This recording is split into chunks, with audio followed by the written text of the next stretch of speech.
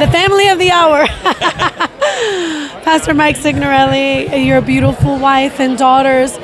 First of all, I'm going to start with her. I'm sorry. Yeah. I'm sorry. I know a lot of the movies about you, but first. I was so inspired by your testimony. Just the testimony is beautiful, but your journey, you didn't want to come here, but you came in obedience to God.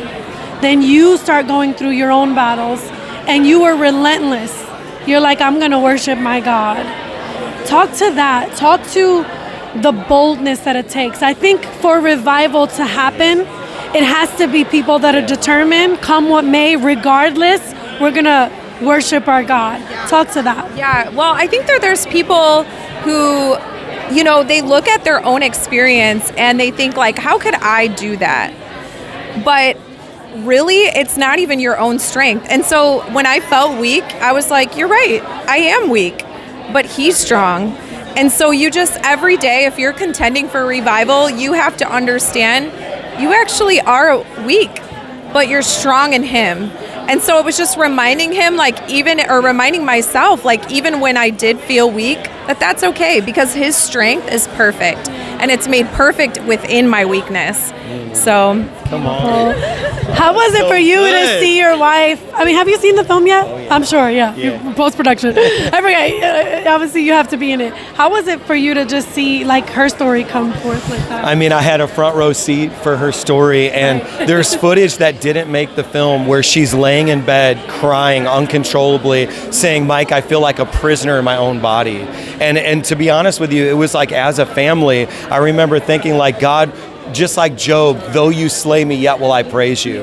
I don't serve you because of the miracles. It's a miracle that I get to serve you. All right, so your testimony was incredible. I didn't know your full journey. I know the minister, we've talked before, and come out in Jesus' name, but I just thought it was beautiful to see what the Lord has done.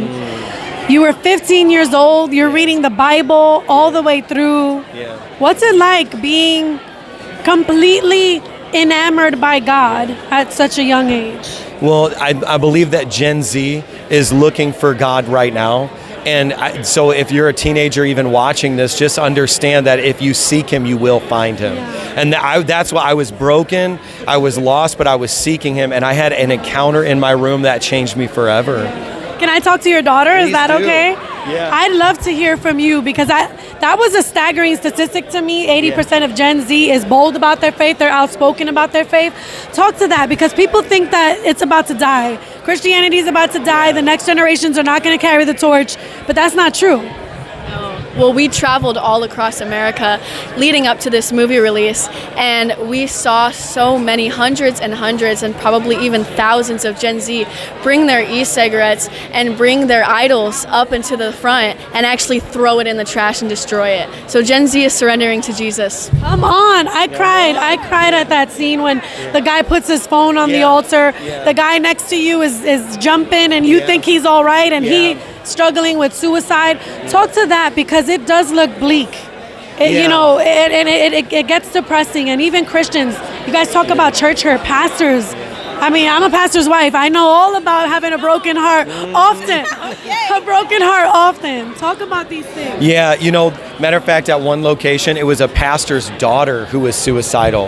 And no one knew, because she was in hiddenness. And so it took somebody being bold to be like, hey, if you're struggling, come out of hiding. And when he saw his own daughter come forward, he lost it, but she was able to get free. So we got to confront it. We can't we can't act like it's business as usual. What's revival? Do you want to go? I want both of you to say, all right, or all of you. I wasn't prepared for this response, but I really feel like revival is just putting Jesus at the very center of your whole life. It's at the center of your finances. It's at the center of your time. It's at the, revival's disruptive. So anytime you see a revival, you see multiple nights in a row, sometimes whole seasons, years, decades, connected to putting the things of God first. And so these are not services. This is not emotionalism. It's when everyone's family says, you know what? I'm putting the Lord first. And I don't care if it disrupts my finances, my time, my leisure, my hobbies, my Sabbath. I'm putting him first. That's it. That's it. She nailed it. I mean, revival, I've been saying revival is going back. It's going back to the ancient paths. It's going back to the narrow path. And it's like we have this fake Christianity. We have this like seeker-sensitive wide road, but it's like it's a narrow path. It's holiness. It's righteousness. It's surrender. It's sacrifice.